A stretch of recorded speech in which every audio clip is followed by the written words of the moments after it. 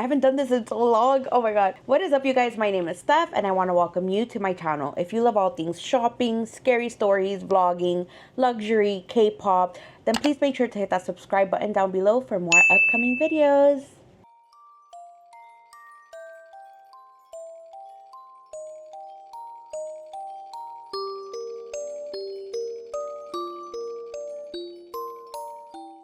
In today's video, I'm going to do something that I haven't done in so long, and it's finally sitting down to tell you guys a story time. And if you notice, I am wearing the same pajamas that I wore last year when I told you guys the scary stories, and I feel like this should be a tradition. We should always wear these pajamas when we're going to say scary stories. I want to be able to share story times that are not only scary, but a little bit of everything that has happened in my life. But I do know that you guys have enjoyed scary stories, and I love saying them. And I haven't had anything scary happen to me in such a long time.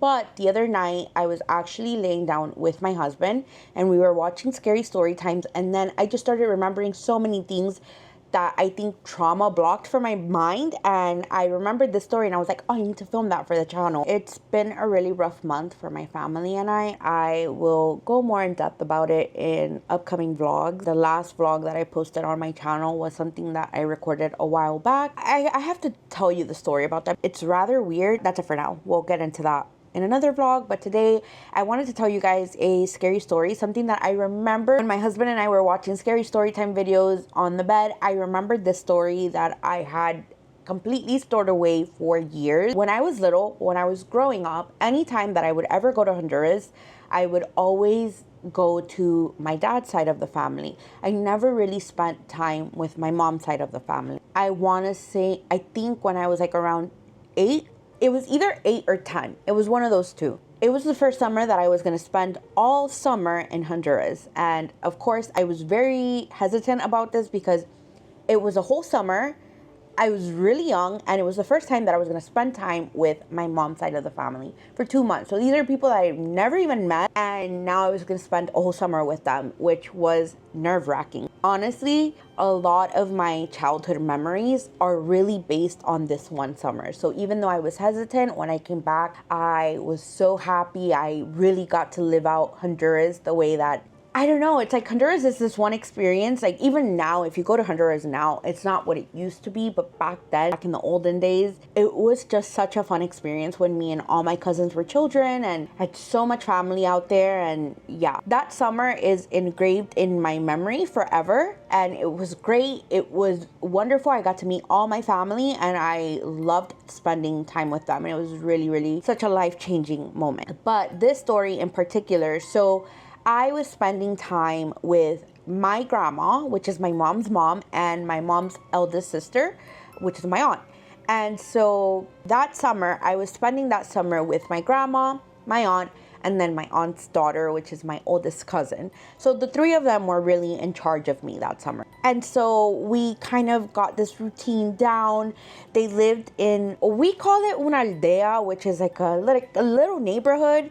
And my aunt's house was the fourth house. So it was like the main road.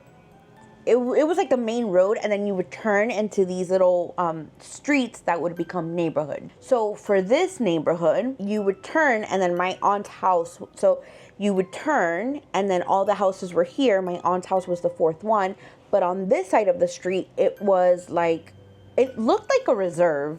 It was fenced off, and it was a lot of trees, and it was closed off. It was very scary at night, especially in Honduras, because, well, I don't think any reserve really, because even here in Florida, a lot of the reserves don't have lights on them besides like the street lights. So this one in Honduras was pretty much the same thing. I remember that this forest thing, I used to call it the forest, it always caught my attention because I was like, that is so scary. And it was never ending. Like you would look, it was trees, but you could tell it was never ending.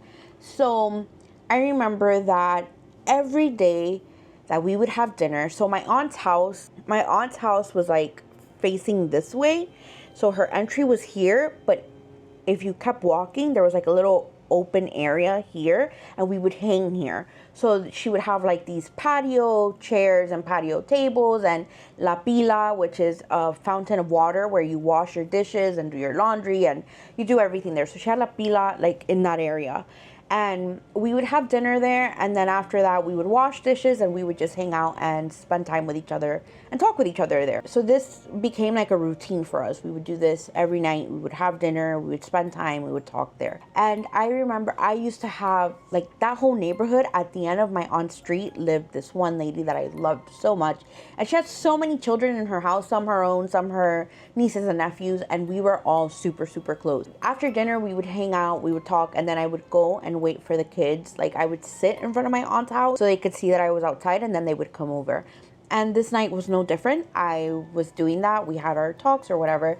And then I remember that I was looking at the forest when all of a sudden I start hearing a little baby cry in the forest, right? And here's the crazy thing.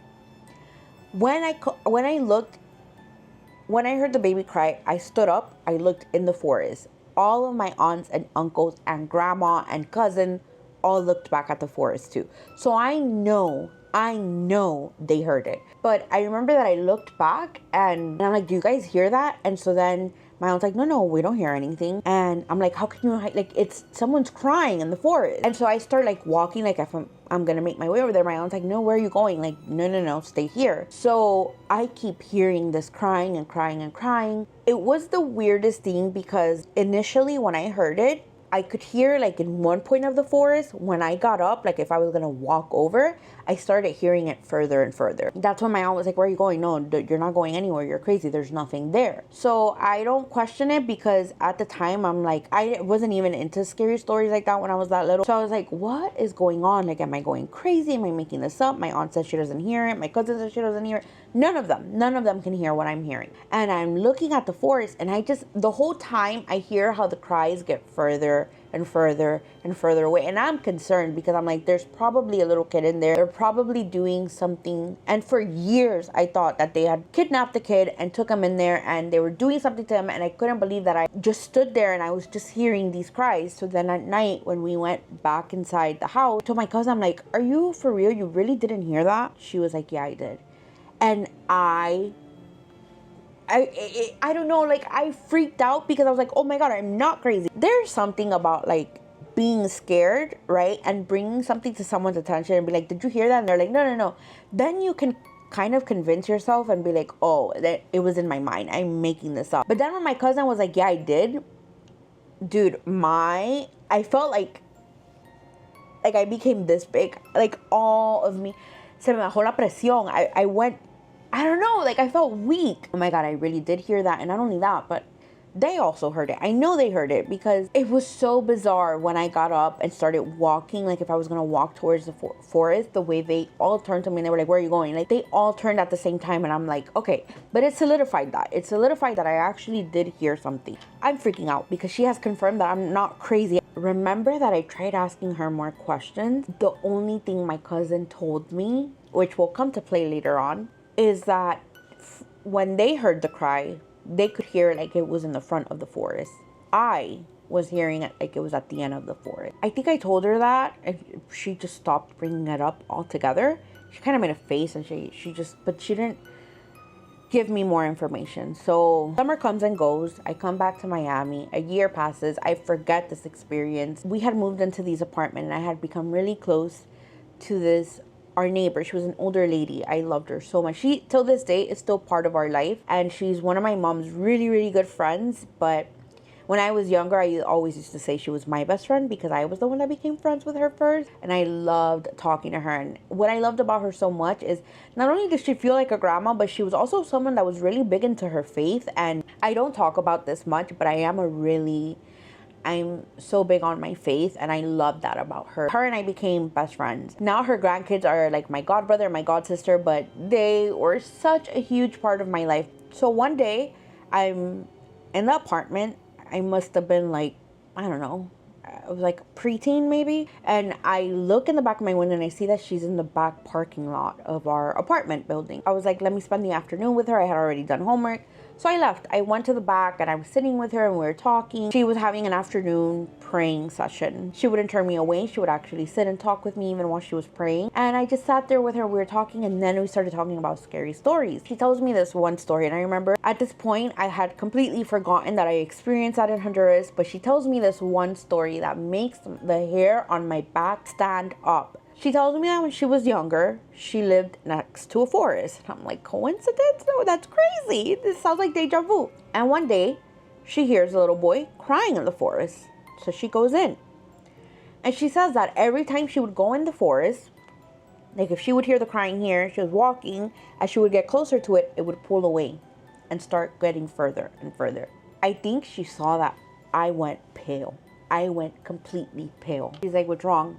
And so I was like, you're not going to believe me.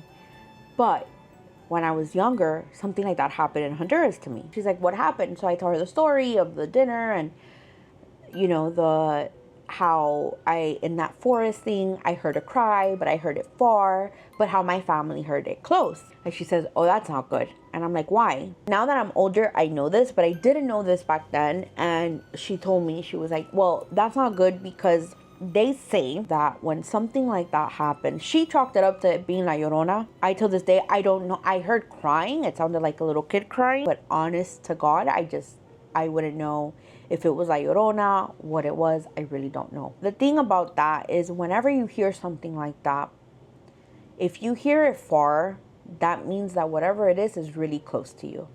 If you hear it close, that means that whatever it is really far from you. And I started shaking because I remembered when I remembered when my cousin said, we heard it like it was right at the beginning of the forest.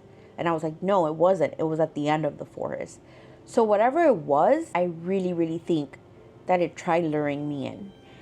Because I heard it in one place. And then when I stood up and I was about to walk to the forest, I could hear it going deeper and deeper. And my aunt and my cousin said they heard it at the beginning of the forest, but I promise you that was not at the beginning. That was deep in the forest, and it was just so creepy. I think I told my mom the story. She, of course, my mom, for everything, she's like, you're crazy, that didn't happen. But it did happen. And then eventually I was just like, I'm gonna sound crazy to everyone, so I forgot about it. I forgot it even existed. It wasn't until that day that my husband and I were watching Scary Stories that I was like, oh my God, this actually happened to me one time. And I told him everything and he was like, what the hell? And I remember when I was telling him the story, I kept getting the chills and I was shaking. That story was so deep, deep, deep in me. I forgot it even existed. I don't know, was that La Llorona or what could it have been? Have you guys ever experienced something like that? If you have, please comment it below. Also, you guys, I do have an email, iamjustspooked@gmail.com. If you want to share any scary stories with me, please do so by writing them in and you'll get a chance to be featured on my channel. I look forward to hearing from you guys. Please let me know. Let me know if you've experienced anything like what I'm saying. Was it La Llorona? What could it have been? Let me know any of your creepy stories down there. I'll be reading them. I look forward to hearing from you guys soon, and I will see you in my next one. Bye.